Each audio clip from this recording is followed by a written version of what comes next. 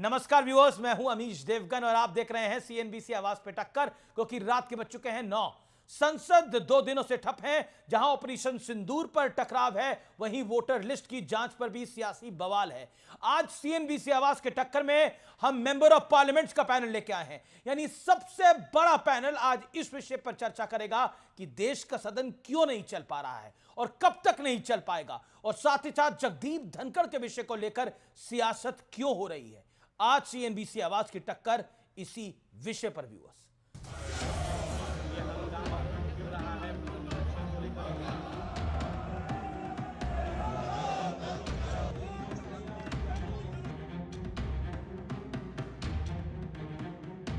Operation सिंदूर, पक्ष विपक्ष में तनाव, पहलगाम आतंकी हमले पर टकराव और वोटर लिस्ट की जांच पर सियासी तूफान आ गया। संसद के बाहर विपक्ष का जोरदार प्रदर्शन।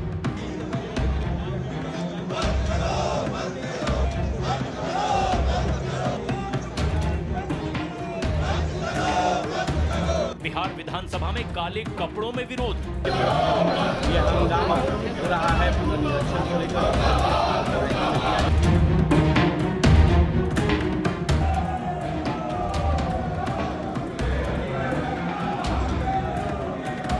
वोटर लिस्ट शुद्धिकरण के खिलाफ दिल्ली से पटना तक विपक्ष ने जोरदार प्रदर्शन किया और सरकार पर बेहद गंभीर आरोप लगाए। हर चुनाव को जीतने के लिए भारतीय जनता पार्टी एक नई रणनीति बनाती है। 8 करोड़ वोट और 1 महीने में 1.5 महीने में आप पूरी नई वोटर लिस्ट बनाएंगे। और अभी जो उपचुनाव हुआ था, जहां पर पुलिस खड़ी होकर के अपनी सर्विस रिवॉल्वर निकाल करके वोट रोक रही थी। ये एक बहुत बड़ा चुनावी घोटाला है। इस पे सदन के अंदर चर्चा होनी चाहिए और एसआईआर पर रोक लगनी चाहिए।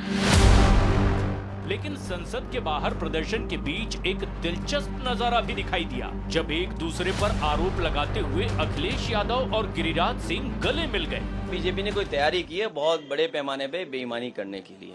दर्द है रोहिंग्या और बांग्लादेशियों के लिए।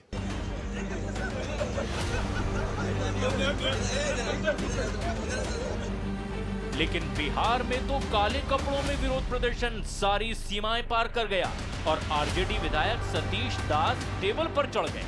वोटर का केवल अधिकार ही नहीं छीन रहे, उसका अस्तित्व मिटा रहे हैं। बेशरम हो चुकी है चुनाव आयोग। मुख्यमंत्री जी को पता ही नहीं था कि काला कुर्ता हम लोग क्यों पहन के आए। बाहर तो सब काला कुर्ता प्रोटेस्ट में पहन कर आए। काला कुर्ता हम पहनते हैं शनिचर ग्रह रहता है मेरे ऊपर ना। लेकिन आज सबसे बड़ा सवाल है कि घुसपैठियों और फर्जी वोटरों की सफाई पर विपक्ष इतना बेचैन क्यों है। आज इसी मुद्दे पर दिग्गज सांसदों के साथ होगी देश की सबसे बड़ी बहस। तो ये बड़ी सियासी टक्कर है, लेकिन मॉनसून सत्र पे सियासी बरसात का विश्लेषण आइए नजर डाल लेते हैं उसके ऊपर। पहलगाम आतंकी हमला, विपक्ष के सवाल, सुरक्षा में चूक कैसे हुई, हमला करने वाले आतंकी अभी तक कहां हैं। ऑपरेशन सिंदूर, विपक्ष के सवाल, किन शर्तों पर हुआ है सीजफायर, ट्रंप के दावों में कितनी सच्चाई है। बिहार में सर यह सबसे बड़ा बवाल और सवाल है, चुनावी साल में क्या जरूरत है, वोट का अधिकार क्यों छीना जा रहा है, और वोटर लिस्ट पे शुद्धिकरण पे बीजेपी नेता पूरे देश में वोटर लिस्ट की जांच चाहते हैं। विपक्ष ने सरकार की नीयत पर सवाल उठाया है और बीजेपी कह रही है कि विपक्ष, चाहे वो कांग्रेस हो, चाहे वो राजद हो, चाहे वो सपा हो, वो घुसपैठियों को बचाने के लिए, अपना वोट बैंक बचाने के लिए सारा घिनौना खेल खेल रहे हैं। अब बड़ा सवाल है, बड़ा सवाल यह है कि भारी टकराव के बीच मॉनसून सत्र में सरकार जरूरी बिल पास करवा पाएगी और यह बवाल और टकराव जारी रहेगा क्या। मेरे साथ बात करने के लिए आज कई मेंबर ऑफ पार्लियामेंट हैं। मिनी संसद है मेरे साथ, डॉक्टर सुधांशु त्रिवेदी भारतीय जनता पार्टी के मेंबर ऑफ पार्लियामेंट हैं, प्रियंका चतुर्वेदी राज्यसभा एमपी हैं शिवसेना उबाटा की, महुआ माझी हैं राज्यसभा एमपी हैं जेएमएम की, सुखदेव भगत हैं सांसद हैं वेटरन लीडर कांग्रेस पार्टी के। मेरे साथ इस चर्चा के अंदर अरुण भारती हैं member of parliament Lojpa Ramvilas के। आप तमाम लोगों का अभिनंदन है। सबसे पहले आज की शुरुआत सुखदेव भगत आपसे करते हैं। बिहार को लेकर जो बवाल मचा हुआ है, बीजेपी कह रही है कि कांग्रेस और राजद घुसपैठियों को बचाना चाहती है, इसलिए घिनौना खेल खेल रही है, और महाराष्ट्र से लेकर बिहार तक इसी की बात हो रही है। सबसे बड़ी बात है कि चुनाव आयोग आज भी एक खिलौने की तरह काम कर रही है भारतीय जनता पार्टी की। मैं इसलिए इस बात को कह रहा हूं कि चुनाव आयोग पहले ये तो बताए, एक टाइमिंग की बात है। बिहार में चुनाव होने वाले हैं, बारिश का महीना है, बाढ़ से लोग त्रस्त हैं, आम लोग हैं, जो मजदूर हैं।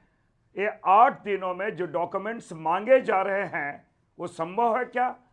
जो सर्वोच्च न्यायालय उसके न्यायाधीश ने कहा मैं भी ये डॉक्यूमेंट नहीं दे सकता हूं।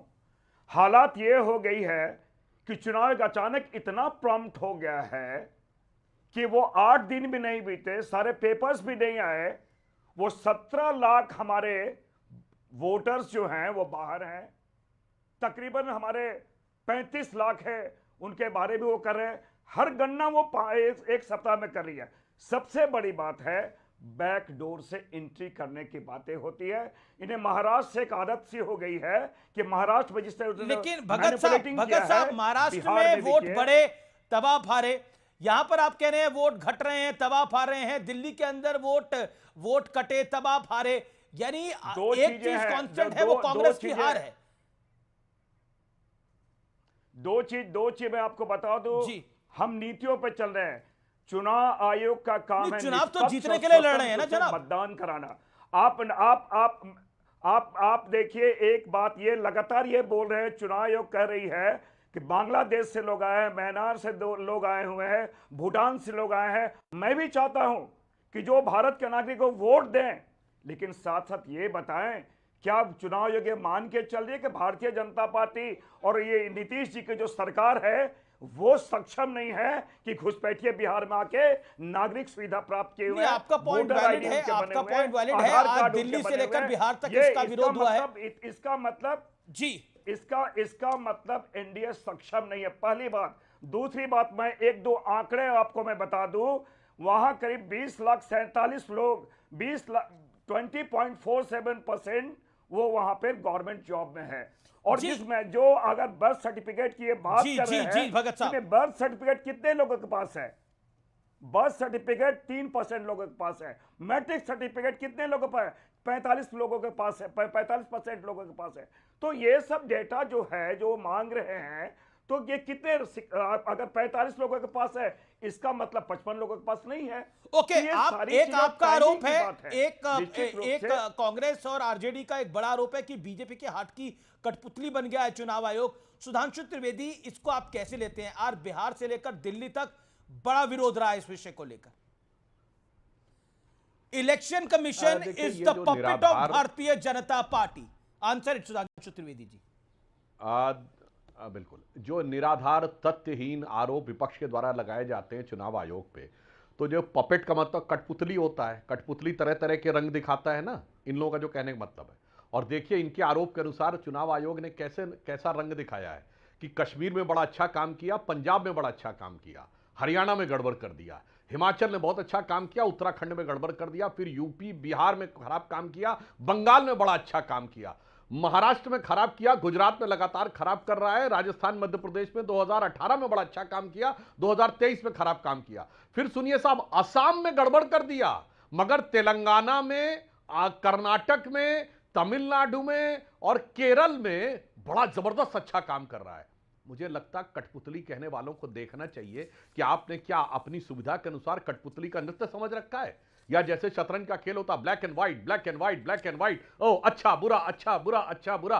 क्या देश को आपने वो समझ रखा है जो राहुल गांधी जी को संज्ञा दी जाती थी, जिसे आप प्रयोग करना अवॉइड कर दिया गया है? देश को वो समझने का प्रयास ना करिए। अब एक फैक्चुअल बात कहता हूं, चुनाव आयोग ने बिल्कुल साफ कहा है कि 2003 में जिन लोगों का नाम चुनाव सूची में था उन्हें कोई कागज नहीं देना। नंबर 2, 2003 की सूची में जिनके माता पिता का भी नाम था उन्हें भी कोई कागज नहीं देना। अब मुझे यह बता दें कि ऐसे कौन, और मैं एक फैक्ट और बता दूं, जो अररिया, पूर्णिया, किशनगंज के इलाकों में 24-25% ज्यादा आधार कार्ड हैं एज कंपेयर टू पॉपुलेशन, वो तो एक अलग बात है। एक फैक्ट आपको रखता हूं, किशनगंज में अकेले पिछले 5 महीने में 6 लाख लोगों ने रेजिडेंसी के लिए आवेदन दिया है। जिसमें ज्यादातर पश्चिम बंगाल से आए। आपके लाखों दर्शक जो सुन रहे हैं, सोचिए एक जिले में 6 lakh Priyanka Chaturvedi, Shivsena member of parliament, okay, Priyanka Chaturvedi, first a big compliment. आप देश की बात रख के आए हैं और आप बहुत वायरल हुए और आपने देश की बात बड़ी मुस्तैदी से रखी है। उसके बाद पहली बार हम आपके साथ मुखातिब हो रहे हैं, that's why compliment to you from news 18 network. मेरा सवाल आपसे प्रियंका जी है कि अखिलेश यादव कह रहे हैं कि दिक्कत है, संजय सिंह आम आदमी पार्टी के राज्यसभा एमपी कह रहे हैं कि बीजेपी को जिताने के लिए चुनावी घोटाला चुनाव आयोग कर रहा है। लेकिन मेरा प्रश्न यह है कि अगर चुनाव आयोग के घोटाला कर रहा है तो 240 सीटें बीजेपी की लोकसभा में क्यों आई? तब महाराष्ट्र में, तब हरियाणा के अंदर क्यों सफलता मिली विपक्ष को? सबसे पहले तो मैं ये कहूंगी, जी प्रियंका जी, और लोकसभा के चुनाव में हरियाणा और महाराष्ट्र में जो चुनावी नतीजे आए, उसी महाराष्ट्र को ही लेकर मैं कहूंगी, उसी के 5 महीने में हमने एक डिफरेंट रिजल्ट देखा। और उसी 5 महीने में हमने ये भी देखा कैसे वोटर डिलीशंस हुए और उसके 10 गुना ज़्यादा वोटर एडिशंस हुए। पहले बता दूं कि आपने जो शुरुआत में कहा कि वोटर एडिशन हुए, सिर्फ वोटर एडिशन महाराष्ट्र में नहीं हुआ, पहले स्ट्रेटेजिकली बूथ वाइज उनका डिलीशन हुआ है, फिर एडिशंस हुए हैं लास्ट मिनट पे 5 महीने के अंदर करीब 45 लाख। तो ये हमने बार बार डिस्क्रिपेंसी दिखाई है कि ऐसा क्या है कि 5 महीने के अंतर में ही इतने एडिशन हो जाते हैं। चलिए, आपको SIR करना है, पर SIR अगेन बिहार में इलेक्शन से 5 महीने पहले ये पूरा प्रोसीजर करना, ऐसे 11 डॉक्यूमेंट्स मांगना जो डिफ़िकल्ट है। खुद सुप्रीम कोर्ट ने कहा आप आधार को सिटीजनशिप प्रूफ मानिए और बहुत सारे अदर ऑप्शंस दिए हैं। कल अब आज उन्होंने एफिडेविट डाल दी है कि नहीं, ये हमारे लिए सिटीजनशिप प्रूफ नहीं है। तो आप मुझे एक चीज़ बताइए, अगर आधार आपका सिटीजनशिप प्रूफ नहीं है, आपका एड्रेस प्रूफ नहीं है, आपका क्या कहते हैं उसको, बाकी सारा प्रूफ जो होता है मांगा जाता है वो नहीं है, तो आधार का पॉइंट ही क्या है? आधार को हर चीज़ से लिंक कर दिया गया है। आधार का सिर्फ स्नूपिंग का वो आधार बन चुका है इनके लिए, बाकी और कोई उसकी it's not a valid legal document for election. Just one last point, बस यही है कि एक इलेक्शन में इलेक्शन कमीशन ऑफ इंडिया की जिम्मेदारी होती है कि वोटर का अधिकार उनसे खींचा ना जाए, छीना ना जाए। और वो आप इलेक्शन से 5 महीने पहले ये सब काम कर रहे हैं, तो मन में संदेह होता है। अगर मन में पाप नहीं है तो आप आकर क्लियर कर दीजिए। आप अपने स्पोक्स पर्सन, बीजेपी के स्पोक्स पर्सन आकर उसको डिफेंड कर रहे हैं, तो ये कहाँ तक ठीक है? इलेक्शन कमीशन एक प्रेस कॉन्फ्रेंस करे और बताए कि जो भी सवाल हो, सवाल के जवाब दे दे एक लाइव प्रेस कॉन्फ्रेंस में। एक वैलिड पॉइंट है, मन में अगर पाप नहीं है तो ये इतनी जल्दबाजी में क्यों हो रहा है? डॉक्टर सुधांशु त्रिवेदी, और बीजेपी इस पर रीजनिंग दे रही है क्योंकि 2003 में राबड़ी देवी के काल में हुआ था, इसलिए हम ऐसा कर रहे हैं। नहीं, देखिए, जिन जिन राज्यों में चुनाव है, मन में पाप की बात मैं बताता हूं। पहली बात, शिवसेना उबाटा का ऑफिशियल स्टैंड यह था कि महाराष्ट्र का चुनाव वो इसलिए हारे चूंकि उद्धव ठाकरे जी को सीएम प्रोजेक्ट नहीं किया गया। इसका मतलब अब शिवसेना उबाटा का यदि ये स्टैंड कांग्रेस के साथ है, इसका मतलब ये हो गया कि उन्होंने मान लिया कि उद्धव ठाकरे जी की लीडरशिप से कोई लेना देना नहीं था। अब वो राहुल गांधी जी के चंगुल में आ गए। और ये 10 महीने के बाद क्यों खड़े हुए? मन में अगर इनके पाप नहीं था तो मैं पूछना चाहता हूं, 1 लाख से अधिक पोलिंग बूथ हैं महाराष्ट्र में, कितने पोलिंग एजेंटों ने इनके आपत्ति की थी उस समय? कितने पोलिंग बूथों ने कहा था कि एजेंटों ने कि शाम 5 बजे के बाद इतने लोगों ने वोटिंग की है? इनके बस्ते लगाने वाले भी तो बैठे होंगे ना वहां। उसमें से किसी ने क्यों नहीं फोटो खींच के बताया? क्योंकि पोलिंग बूथ के बाहर तो वीडियोग्राफी, फोटोग्राफी करने पे कोई रोक है नहीं। और सुनिए, 10 महीने के बाद अचानक राहुल गांधी जी को इल्हाम हुआ। और मैं पूछना चाहता हूं, आज अगर मन में पाप नहीं है तो जिन जिलों में 24-25% अधिक आधार कार्ड हैं वहां की कुल जनसंख्या से, क्या इसके बाद भी कोई कहे कि हम वोट उनको देने दिया जाए? जवाब प्रियंका जी का जवाब जा सकता है। प्रियंका चतुर्वेदी, उद्धव ठाकरे को सीएम कैंडिडेट डिक्लेयर नहीं किया, इसलिए महाविकास आघाड़ी की हार हो गई। एक कारण यह दिया गया, मुंबई में हार इसलिए हुई क्योंकि समाजवादी पार्टी ने वहां पे फाउल प्ले करा, यह आदित्य ठाकरे ने खुद बयान दिया था। क्या आपको लगता नहीं है कि अब आप गोल पोस्ट चेंज कर रहे हैं? अरे, थोड़ा हास्यास्पद लग रहा है कि आज हम इस स्तर पे उतर आए हैं कि मैंने क्योंकि आपका डिबेट का फोकस ये था, हमने इस डिबेट पे चर्चा की, तो मैं आपको एक कारण ये भी बता रही हूँ। और मैं भाई साहब को बता दूं, सुधांशु जी को, ये 10 महीने बाद हम नहीं सोकर उठे हैं। हमने उसी हफ्ते में हमने कहा था कि ये वोटर डिस्क्रिपेंसी दिख रही है। और ऑब्वियसली डेटा कलेक्शन में मैं आपको बताऊं, फॉर्म 17B का फॉर्म कलेक्शन में ही इतना समय लगा to give evidence to the election commission of India. जो स्टेट इलेक्शन कमिश्नर्स थे ना, वो फॉर्म 17B हैंड ओवर नहीं कर रहे थे। क्या आप बात कर रहे हैं कि अरे 10 महीना क्यों लगा, 5 महीना, अरे कितने भी महीने लगे, कितने भी दिन लगे, 24 घंटे लगे, 48 घंटे लगे, पर अगर आपके सामने एक एविडेंस बैक प्रूफ आ रहा है तो आप उसकी इन्वेस्टिगेशन करिए ना। हाँ, मैं अभी भी कहती हूँ कि खुद उद्धव साहब ने ये कहा है कि हाँ, सपा की बात हो, सपा की बात को लेकर कहा हो, वोट कैंडिडेट सिलेक्शन को लेकर हो, सीट शेयरिंग को लेकर हो, और एक क्लियर नेतृत्व की बात ना हो, इन सारी चीजें को हमने रखा है। तो ये पता नहीं कहाँ से क्या कौन सा तार कहाँ से जोड़कर अपने आप को जस्टिफाई कर रहे हैं, मुझे समझ में नहीं आ रहा है। पर क्लैरिटी ये है कि evidence back proof election commission के हाथ में दिया है। एविडेंस के साथ हमने पूछा है, आप उसका जवाब हमें दीजिए। और क्या राशन कार्ड, क्या आधार कार्ड, सब कुछ ही आप एफिडेविट में मना कर रहे हैं कि नहीं, सिटीजनशिप प्रूफ वो नहीं है। जी, मैं सीधा रुख करता हूं। मेरे साथ भगत साहब कुछ ऐड करना चाह रहे हैं। सुधांशु त्रिवेदी 30 सेकंड, भगत साहब कुछ ऐड करना चाह रहे हैं, और LJP member of parliament Arun Bharti साहब कुछ कहना चाह रहे हैं। अब मैं भी थोड़ी अच्छा पोजीशन में हूं, आप सब मेंबर ऑफ पार्लियामेंट से। जी सुधांशु, मैं देखिए एक लाइन में, बस एक लाइन में भगत साहब गिव मी 30 सेकंड। आपके दर्शक ये तय कर सकते हैं। सुधांशु जी 30 सेकंड। भगत साहब बस 2 लाइन बोल के देखिए, आपके दर्शक तय कर सकते हैं कि कौन जो है हास्यास्पद बात कर रहा है। मैं सिर्फ सर 1 मिनट, 1 लाइन पूरी करूं। सारे दर्शक तय कर सकते हैं कौन हास्यास्पद बात कर रहा है। बहुत सहजता से यह बात समझी जा सकती। मैं सिर्फ एक सिंपल सी बात पूछना चाहता हूं कि यह बता दें कि इन्होंने 1 लाख से अधिक बूथों में कितने बूथ एजेंटों ने कंप्लेन की है, संख्या बता दें, विपक्ष वाले बताएं। ठीक है, ठीक है, तो समझ में आ जाता है। भगत साहब वांट टू रिस्पॉन्ड। विपक्ष में जितने लोग बैठे कोई एक ही बता दे। फिर मैं बताता हूं। Mister Bhagat, okay, Sukhdev Bhagat ji, Congress member of parliament, Sukhdev Bhagat ने पॉइंट। जनसंख्या, हाँ, अमीश जी, सुधांशु त्रिवेदी जी ने कहा कि सर्टेन जगह में 25% जो जनसंख्या उससे ज्यादा वोटर है। लोकसभा के समय यही वोटर नहीं, आधार कार्ड, और सरकार आपकी है। आधार कार्ड आपने बनाया, रिस्पॉन्सिबिलिटी आपकी है। इसका मतलब आप प्रशासन चलाने के लिए सक्षम नहीं है। दूसरी बात, जिस आधार की बात करें, जिस आधार से सारी चीजें लिंक किया जाती है, उसे ही आपने आधारहीन बना दिया। इसलिए हमने कहा कठपुतली मैंने इसलिए वर्ड का प्रयोग किया। एक फिल्म में मैंने देखा था, चोरी करना जुर्म नहीं है, चोरी करते हुए पकड़ा जाना जुर्म है। जहां जहां आप पकड़ाए हो वहां पर हमने इंगित किया है, जहां पर बच गए हो। लेकिन भगत साहब, फिर सवाल उठता है कि कर्नाटक क्या आपकी 99, जिस दौर में आप जीत के आए तब 99 सीटें भी तो आई आप लोगों की, तो 99 सीटें चोरी की थी या फिर वो चोरी की नहीं थी?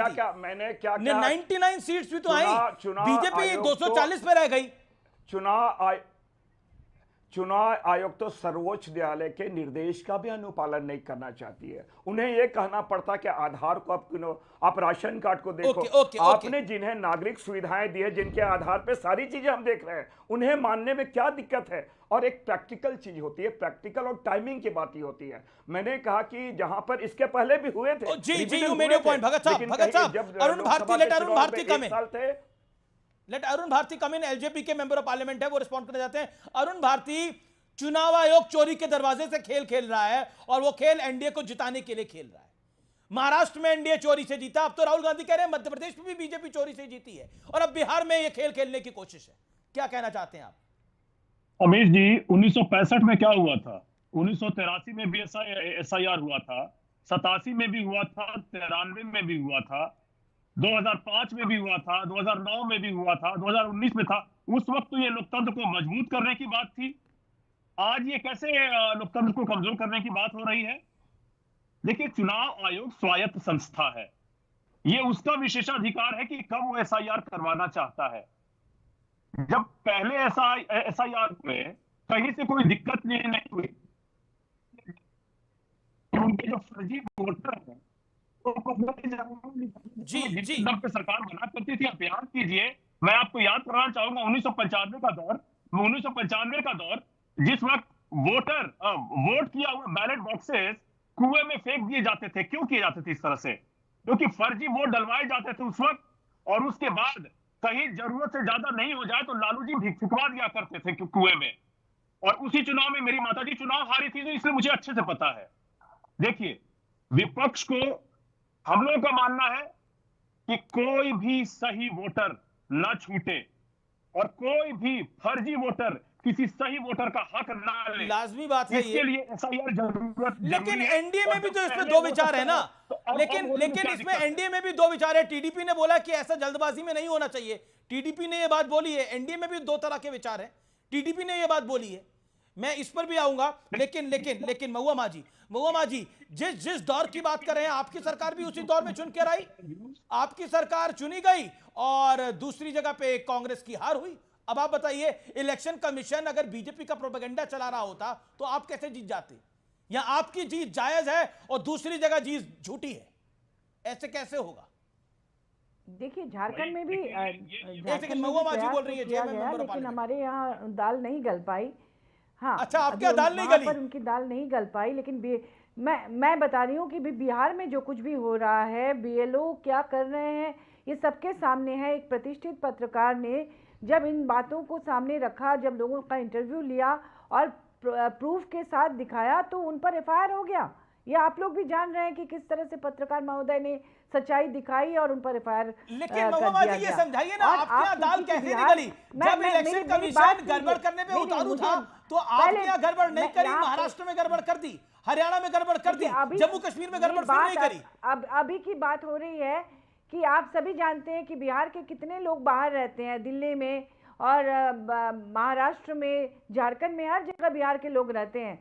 उनको बुला के सब कुछ किया गया? अगर ऐसा होता, एक छठ में जब लोग आते हैं तो हर ट्रेन बड़ी हुई रहती है, बसों के छत पे लोग होते हैं, ट्रेन की खिड़कियों के बाहर लटके हुए रहते हैं। आपको कहीं दिखा कि कहीं से कोई बस या ट्रेन में लद कर बिहार के लोग आए हैं यहाँ पर इस सब जांच में?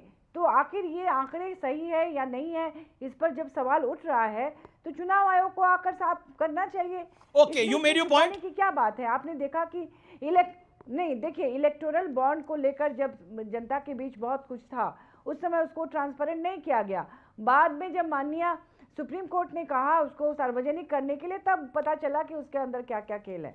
तो इसी तरह से हम लोग चाहते हैं कि ये सारी चीज़ें ट्रांसपेरेंट होनी चाहिए, ताकि जनता के मन में जो भी वहम है वो दूर हो जाए और पार्लियामेंट अच्छे से चल पाए। ओके, सुधांशु त्रिवेदी, आपकी दाल नहीं गली झारखंड में, बाकी जगह दाल गल रही है आपकी, वहां आप सोडा डाल नहीं पाए दाल में। नहीं, किसकी वो सोडा मैं इसलिए बोल रहा हूँ, सोडा दूसरा वाला सोडा नहीं, बेकिंग सोडा की मैं बात कर रहा हूँ। सोडा डाल के दाल अच्छे से गल जाती है, but don't take it otherwise. भाई आजकल लोग किसी भी बात को पकड़ लेते हैं। किसकी दाल नहीं गल रही है, किसकी दाल नहीं गल रही, किसकी दाल में काला है, वो अभी समझ में आ जाता है। अमीश जी, हम सभी माननीय सांसद यहाँ बैठे हुए हैं, इस प्रकार की भ्रामक बात नहीं करनी चाहिए।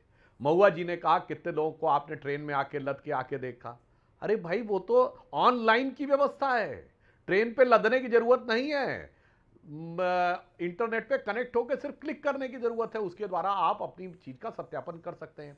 सुखदेव भगत जी माननीय सांसद हैं, उन्होंने क्या बात बोली? उन्होंने कहा कि साहब अगर आधार गलत बन गए तो सरकार जिम्मेदार है। अरे मान्यवर सांसदों को तो ये नहीं बोलना चाहिए। आधार, जब कोई व्यक्ति आधार बनवाता तो सारे अधिकारी संबंधित राज्य सरकार के होते हैं, और कई राज्य सरकारें हैं जिन पे गंभीर ढंग से उनके यहां इस प्रकार के आरोप हैं। और मैं कोट करना चाहता हूं, बिहार में तो राज्य सरकार भी 20 साल से आपकी है लगभग। लेकिन सुधांशु जी रुकना पड़ेगा, गलती से ये मैं ये सरलता से बोल रहा हूं, ये गलती से मिस्टेक हो गया। बिहार में सरकार आप ही की है पिछले 20 साल से, 2-2.5 साल इधर उधर आप ले लीजिए, लगभग एनडीए की सरकार है। नीतीश बाबू कभी इधर आते हैं, कभी उधर जाते हैं। पूरा होने दीजिए तो आपको समझ में आएगा। प्लीज जी, मेरा वाक्य पूरा होने दीजिए, सब समझ में आ जाता है। सुधांशु, आप किसी भी राज्य में आधार बना सकते हैं और उसके बाद किसी दूसरे राज्य में जाके शिफ्ट हो सकते हैं। हेमंत सोरेन जी ने झारखंड चुनाव के समय ऑन रिकॉर्ड ये बोला है कि झारखंड में जहां आदिवासी क्षेत्रों में आदिवासी अल्पमत में आ गए हैं, ये सब लोग पश्चिम बंगाल से आधार कार्ड बनवाकर आकर झारखंड में हो गए। आई चैलेंज कि जाके देख ले, हेमंत सोरेन जी ने बोला है। तो भाई ये तो गलती से मिस्टेक नहीं, जो बात कह रहे हैं वो मिस्टेक की बात है। और मिस्टेक नहीं, ये एक षड्यंत्र है इस देश के साथ। मैं एक लाइन कह दूं, एक षड्यंत्र है देश के साथ। 9 फरवरी 2025 को महुआ जी, दाल अगर गल नहीं रही थी, आप कह रहे हैं झारखंड में इनकी दाल नहीं गली, लेकिन जम्मू कश्मीर में भी इनकी दाल नहीं गली, केंद्र में 240 आ गई, वहां भी दाल नहीं गली। ये तो मतलब ये हो रहा है कि जहां बीजेपी की दाल गल नहीं रही है, वहां तो कह रहे हैं हम अपने बूथ जीत रहे हैं। जहां बीजेपी जीत जाती है वहां इलेक्शन कमिशन जीता रहा है। झारखंड की बात करती हूँ। आप मेरी बात समझने की दिल्ली के कोशिश अंदर तो कीजिए कि कांग्रेस भी झारखंड में सेलिब्रेट कर रही थी भाजपा जब वालों ने वोट कट रहे थे। पूरे चुनाव के समय में ये प्रचार किया कि झारखंड में घुसपैठ है, बांग्लादेशी आ रहे हैं और ये सब कुछ हुआ। लेकिन जब उस क्षेत्र में संताल परगना में भाजपा के इतने बड़े बड़े लीडर्स हैं, उनकी पन्ना कमेटी है, तो एक भी घुसपैठिए का नाम उन्होंने सार्वजनिक नहीं किया। एक सीमा हैदर जब पाकिस्तान से आई इंडिया में, पूरा देश जान गया उसका चेहरा, पूरे देश ने देखा जाना। लेकिन क्या झारखंड में अगर इतने घुसपैठिए आए तो झारखंड में तो आप जीत ही गए ना महुआ जी। ये अगर बीजेपी ने विषय बनाया, ये तो आप बीजेपी की बात को सिद्ध कर रही हैं। आप कह रही है कि बीजेपी ने विषय बनाया, उसके बावजूद आप जीत गए, तो फिर इसका मतलब बीजेपी अपनी दाल गलाने की कोशिश कर रही थी, लेकिन दाल नहीं गली, जनता ने नहीं गलने दी दाल। और महाराष्ट्र में जनता ने विपक्ष की दाल नहीं गलने दी। वो लोग बीजेपी के बहकावे में नहीं आए, बीजेपी के खेल में नहीं आए, इसलिए हम जीते। जिस तरह से चुनाव के समय में भाजपा ने वहां खेल खेला, हमारे बड़े लीडर्स को अपनी तरफ किया, इससे जो लोगों में गुस्सा, एक भड़ास थी, उसका हमें परिणाम मिला। लेकिन वहां पर ये प्रयास थोड़ी बहुत किया गया बात था। है, लेकिन सुधांशु त्रिवेदी और अरुण भारती का रिप्लाई जरूरी है। लगातार प्रयास कर रहे थे जी। वहां अरुण पर भारती, बहुत तरह से झारखंड में आपकी दाल नहीं गली, लेकिन लेकिन महाराष्ट्र में गल गई है। एक सेकंड अरुण भारती, उन्होंने सच्चाई समझी। ठीक है अरुण भारती जी, अरुण भारती जी 40 सेकंड। देखिए अमीश जी, प्रियंका जी, हम एक सीट पर लड़े, झारखंड में हम एक सीट पर लड़े और राजद के इनके बहुत पुराने मंत्री हुआ करते थे, उनको हमने हराया है। देखिए विपक्ष की सहूलियत की राजनीति है, जहां ये जीतते हैं वहां तो ये खुद के बल पर जीतते हैं, लेकिन जहां हारते हैं वहां पर ये हर स्वायत्त संस्था पे उंगली उठाना शुरू कर देते हैं। विपक्ष की यही दोहरी चाल है हर बार के लिए। देखिए इनके नेता जो है राहुल गांधी, सदन में आते हैं, बोलना नहीं चाहते हैं तो हंगामा खड़ा करवा देते हैं, और जब बात आती है कि भाई बहस कीजिए, बात कीजिए, तब ये बोलते हैं मुझे बोलने नहीं। ठीक है अरुण भारती जी जी, ठीक है। Priyanka Chaturvedi wants to reply. Arun Bharti ji I will come back to you, आपके ऑडियो में थोड़ा ग्लिच आ रहा है। ओके प्रियंका चतुर्वेदी। रमेश जी एक अनुरोध है, मैं बिल्कुल भगत साहब आपके पास आ रहा हूं, भगत साहब आपके पास आऊंगा, पहले प्रियंका चतुर्वेदी बोल रही हैं। प्रियंका चतुर्वेदी। देखिए मैं सुधांशु जी की बात हमेशा ध्यान से सुनती हूँ, अभी भी बहुत ध्यान से सुन रही थी। उनका वो जब बात कर रहे थे, मुझे ध्यान आ गया कि जब उत्तर प्रदेश के जो पावर मिनिस्टर हैं मथुरा गए हुए थे, उनसे पूछा कि नीतीश कुमार जी ने एक नया प्रॉमिस किया है जनता को फ्री बिजली का, तो उन्होंने कहा जब पावर ही नहीं आता है वहाँ पर तो बिजली का बिल कहाँ से आएगा। तो ऐसे ही बाकायदा अभी उनका जो तर्क था, मुझे बिल्कुल उसकी याद दिला रहा था, कहीं भूल गए। हाँ, AK Sharma ji, thank you. AK Sharma ji commerce secretary होते थे केंद्र में, और फिर उनको उत्तर प्रदेश भेजा गया था भारतीय जनता पार्टी ने MLC बनाकर। तो वो जो सुधांशु जी की जो तर्क दे रहे थे, बिल्कुल वही याद आ गया कि कहीं भूल गए कि 20 साल से उन्हीं की सरकार वहाँ पर है। कभी बीच में नीतीश कुमार जी इनसे रूठ जाते थे, अमित शाह जी ये कह देते थे कि अभी कभी इनको वापस नहीं लेंगे, पर फिर भी वापस ले लेते थे। अब साथ में अभी भारती जी कुछ बोल रहे थे, एक सेकंड। उन्होंने कहा ये विशेष अधिकार इलेक्शन कमीशन का है। बिल्कुल विशेष अधिकार इलेक्शन कमीशन का है हुजूर, पर सवाल ये उठता है जब इलेक्शन कमीशन पे इतने सवालिया निशान उठ रहे हैं तो बकायदा आपको, उनको भी पता था, आपको भी पता है, भारतीय जनता पार्टी को भी पता है, राजद को भी पता है कि कब बिहार में चुनाव होने हैं। तो इलेक्शन कमीशन को 5 महीने पहले क्या ये SIR करने की जरूरत पड़ गई? और टाइमलाइंस देखिए, किस टाइमलाइन को वो मैच करने की कोशिश कर रहे हैं। तो सवालिया निशान इसलिए उठता है क्योंकि लोगों का जो ट्रस्ट डेफिसिट है बढ़ता जा रहा है चुनाव आयोग की तरफ। अभी चुनाव आयोग की जिम्मेदारी होगी, ना कि LJP के MP की, ना ही BJP के MP की, कि आकर इलेक्शन कमीशन को आप और सुधांशु त्रिवेदी बैठे हुए हैं, आप दोनों अपनी पार्टी में बड़े वरिष्ठ हैं। एक सवाल सोशल मीडिया के जरिए आया, ये बीजेपी और शिवसेना उबाटा में चल क्या रहा है, यही बताए कोई, ये चल क्या रहा है। कभी फडणवीस जी कहते हैं कि आप इधर आ जाइए, कभी आदित्य ठाकरे और उद्धव ठाकरे उनसे मुलाकात करते हैं और सामना में भी तारीफ कर देते हैं। आज भी तारीफ करी अपेरेंटली देवेंद्र फडणवीस की। तो चल क्या रहा है सुधांशु जी आपके मन के अंदर, और इनके मन के अंदर चल क्या रहा है? इसे देखकर, इसे सोचकर कईयों को नींद नहीं आ रही महाराष्ट्र के अंदर। कुछ आप ही के सहयोगी हैं सुधांशु जी। नहीं, हमारा किसी के प्रति कोई बैर भाव नहीं है। हमारा सिद्धांत तो यह है कि सबका साथ सबका विकास। तो इनका साथ और इनका विकास करने जा रहे हैं क्या? मैंने हमारा तो ये सिद्धांत है, सार्वभौमिक सिद्धांत, वो हमने बोला। अभी इनका क्या विचार है वो तो ये बता सकती हैं या इनके नेता बता सकते हैं। ओके, प्रियंका जी। मैं इतनी सीनियर भी नहीं हूं कि मैं यहाँ पे चैनल्स पे आकर डिसीजन बता सकूं। जब कुछ ऐसी कुछ खबर होगी मैं आपको जरूर सबसे पहले ब्रेकिंग न्यूज आप ही को मिलेगी। नहीं बिल्कुल, लेकिन कुछ तो हो रहा है और आजकल तो वो सैयारा फिल्म आई है, उसका एक बहुत बड़ा रेज भी चल रहा है। तो मुझे लगता है कि मौसम जरूर थोड़ा बदला है, मौसम जरूर थोड़ा रूठा हुआ है, शायद जो पार्टीज हैं वो बदली नहीं है। जी जी जी, मौसम जरूर थोड़ा रूठा हुआ है और मौसम को मना लिया जाएगा ऐसा लगता है, बाकी आगे होगा। लेकिन भगत साहब, आपका एक बयान भी बड़ा वायरल है आज। मैं अमीश जी, मैंने क्योंकि राहुल गांधी जी की बात है, मैं थोड़ा इन्हें बता दूं, राहुल गांधी जी की गंभीरता, उनकी संवेदनशीलता, 91% पार्लियामेंट में उनका प्रेजेंस रहा है। मोदी जी का कितना रहा है? 29%। इस बात को मैं कहना चाहता था बार बार। ऐसे ही अलग बात है, नेहरू फोबिया हो, गांधी फोबिया से ऐसे भी ये लोग सत्ता पक्ष वाले ग्रसित है। यही मैं बात इनको बताना चाहता था। जी जी, सुधांशु त्रिवेदी, नेहरू फोबिया, गांधी फोबिया से बाहर निकलिए आप। फिर मैं कह रहा हूं, और राहुल गांधी एक सीजेंड और गंभीर नेता है।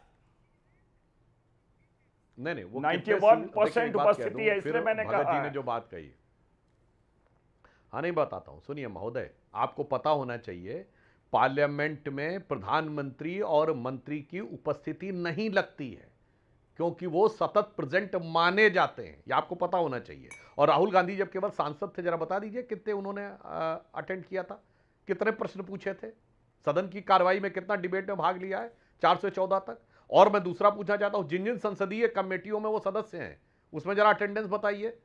इसीलिए मैं कहना चाहता हूं, और वो कितने गंभीर हैं, मैं किसी भी व्यक्तिगत आक्षेप नहीं करना चाहता, पूरे देश को वो याद होगा वो वीडियो क्लिप या वो दृश्य, प्रधानमंत्री जी जाके गले में ऐसे किए और उसके बाद जाके कुर्सी पे बैठ के जो आंखों से एक कही बैनन अनेक कही नैनन किया था, उससे सबको समझ में आ गया वो कितने गंभीर। दूसरी गंभीरता मैं एक बात आना चाहता हूं सर, ये सिर्फ फैक्ट कोट कर रहा हूं, मैं कोई आरोप नहीं लगा रहा हूं। भगत जी सुनिए, प्रधानमंत्री एक लाइन और समझिए, एक और 2 वाक्य और बोलिए, सबको समझ में आ जाएगा। सुखदेव जी 2 वाक्य, चलिए बोल लीजिए।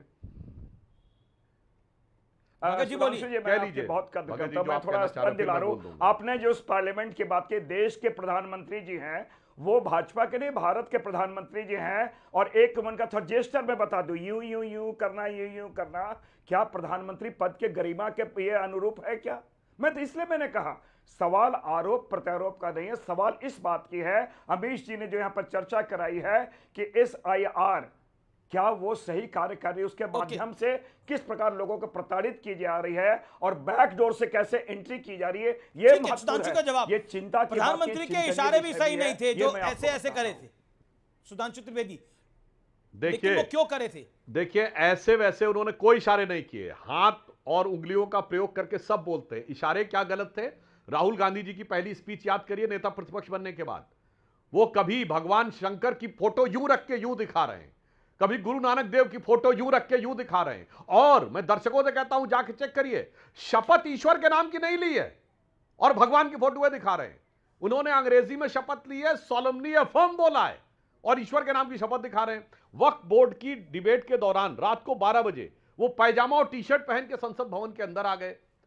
इसलिए पूरे देश को यह पता है कि कौन कितनी गंभीरता से इस विषय को लेता है, इसलिए हम उसको मुद्दा न बनाएं तो ज्यादा बेहतर रहेगा, क्योंकि किस देश की जनता की प्रधानमंत्री के प्रति क्या गंभीरता की सोच है और राहुल जी के प्रति क्या गंभीरता की सोच है, ये भली बात ही सबको ये बात पता है। अब रही बात नेहरू फोबिया और उसकी बात कह रहा हूं, तो एक लाइन में मैं कहना चाहता हूं, कांग्रेस खुद ही नेहरू फोबिया से बाहर नहीं आ पा रही है। बताइए 1920 में मोतीलाल नेहरू कांग्रेस के अध्यक्ष थे, 1929 में लाहौर कांग्रेस अधिवेशन में जवाहरलाल नेहरू ने मोतीलाल नेहरू से लिया अध्यक्षता का पद, आज 2025 में उसी परिवार के पास है।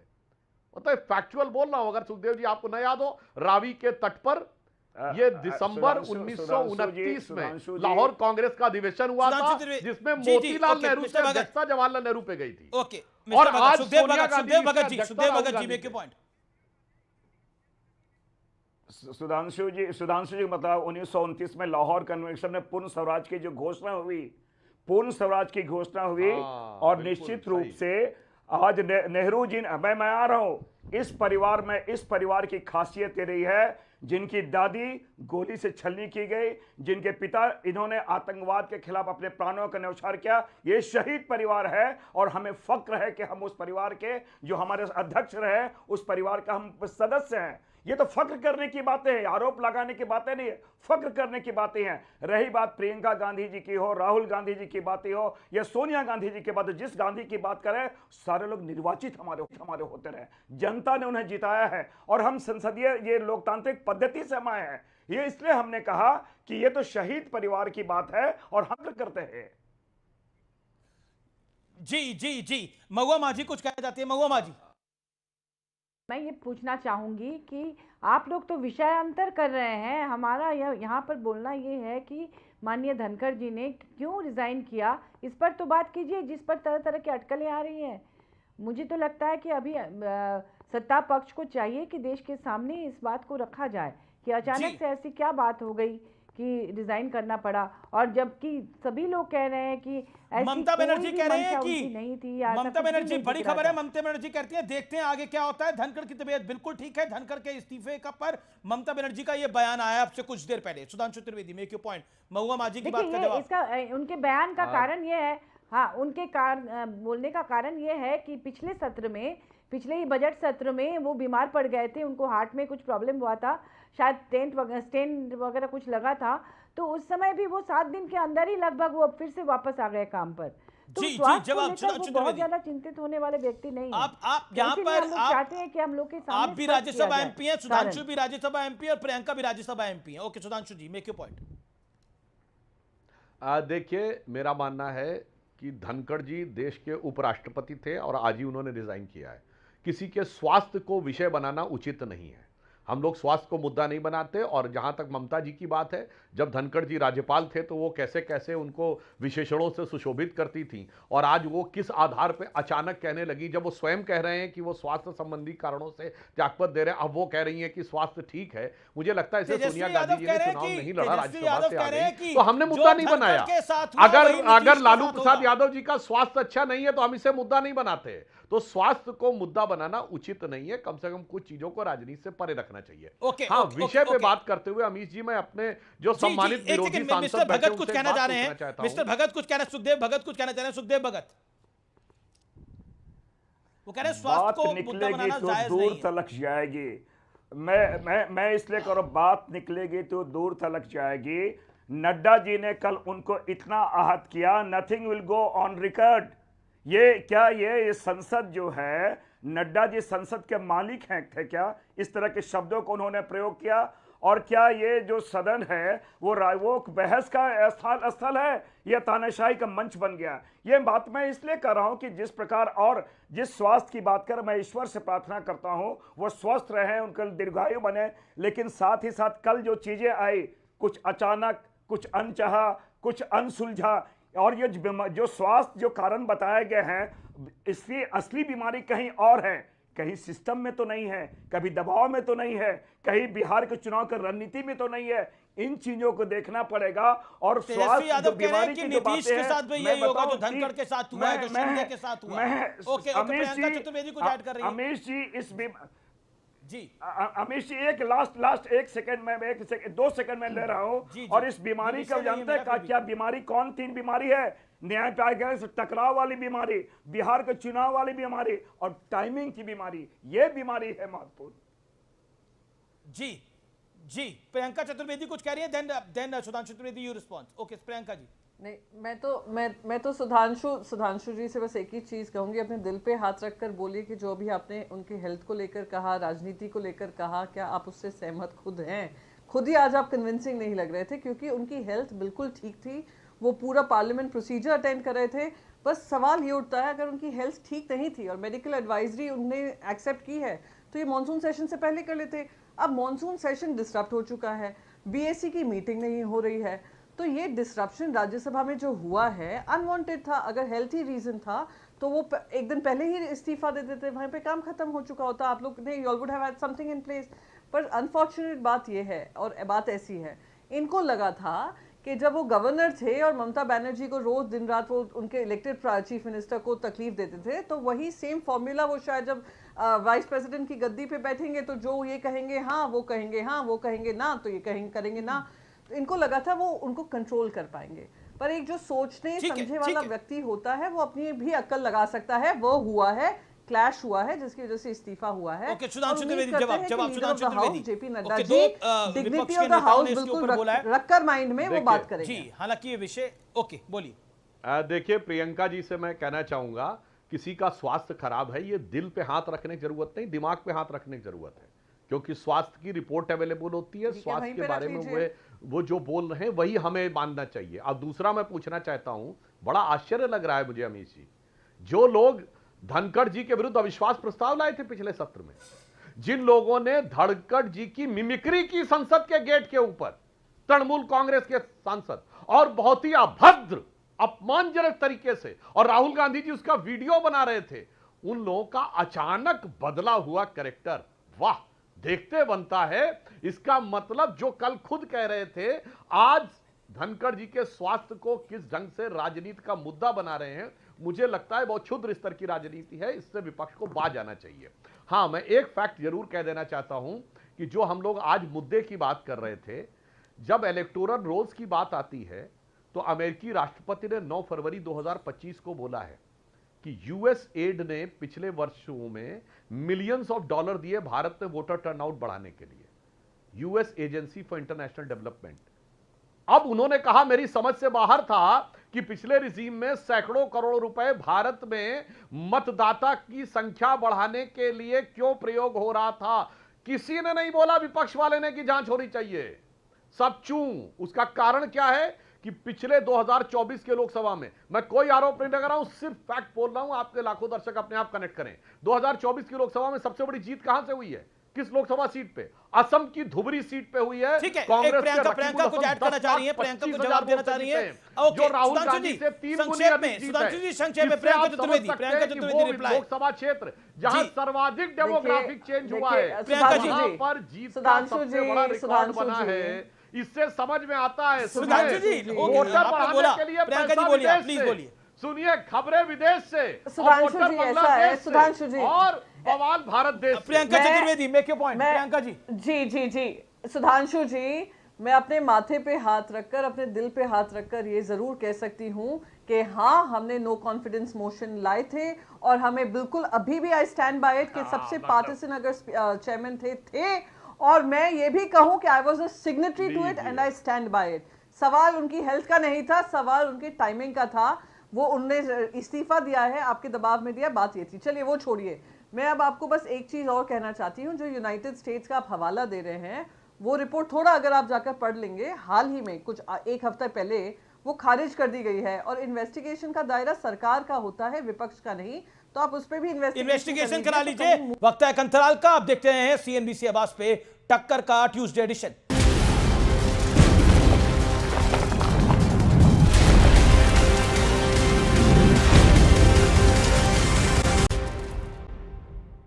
वेलकम बैक व्यूअर्स, आप देख रहे हैं सीएनबीसी आवाज का टक्कर का ट्यूसडे एडिशन। बड़ी खबर है, तेजस्वी यादव ने भी सवाल खड़े करे हैं, कुछ गंभीर सवाल खड़े हैं। तेजस्वी यादव ने गंभीर सवाल खड़े करे हैं एसआईआर पर, और जगदीप धनखड़ के विषय के ऊपर भी। मैं सीधा रुख करता हूं, मेरे साथ मिस्टर भगत हैं। भगत, आपको क्यों लगता है और आपकी पार्टी के नेताओं को क्यों लगता है कि पर्दे के पीछे कुछ है? देखिए अमित जी, पूरी भारतीय जनता पार्टी और सुधांशु जी को मैं विशेष कहना चाहूँगा, उनकी नीति अभी है, नियत क्या हो गई, पर्दे में रहने दो, पर्दा ना उठाओ, पर्दा जो उठ गया तो भेद खुल जाएगा। सवाल इस चीज़ का है, क्या वास्तव में ये जो इस्तीफा है वो स्वास्थ्य के लिए है या संवैधानिक संतुलन के लिए है? क्योंकि न्यायपालिका पे वो बार बार प्रश्न उठा चुके हैं। अनुच्छेद 142 पे परमाणु मिसाइल उन्होंने कहा था, एक फैक्टर वो है। सुधांशु त्रिवेदी जवाब। ओके, संक्षेप में Sudhanshu Trivedi, 25 second, sharp 25 second. पर्दे के पीछे कोई खेल है जिसको छुपाना और ढकना चाह रहा है कांग्रेस, ये कह रही है। नहीं, इनका तो खेल पर्दे के सामने है। अभी प्रियंका जी बोल रही थी, चूंकि वो पक्षपात नहीं कर रहे थे इसलिए उन्हें हटना पड़ा, ठीक है, और फिर स्वीकार कर लिया कि पिछले संसद सत्र में इसलिए अविश्वास मत लाए थे क्योंकि वो पक्षपात कर रहे थे। तो मुझे लगता है इनका तो चेहरा जनता के सामने। मगर मैं एक फैक्ट रख देना चाहता हूं अमित जी, जो SIR पे ये मुद्दा उठा रहे हैं, चुनाव आयोग ने आज ही आंकड़ा जारी किया है कि 26 लाख लोग वो हैं जो जिनके नाम कटे, जो दूसरे विधानसभा क्षेत्र में चले गए। शुक्रिया। मेरे पास समय इतना ही है, तो आज का विचार, कुछ रहम कर जिंदगी, थोड़ा सवर जाने दे, तेरा अगला जख्म भी सह लेंगे, पहले वाला तो भर जाने दे। तो फिलहाल CNBC आवाज के टक्कर के आज के एडिशन में इतना ही। आपको मेरा नमस्कार, गुड नाइट।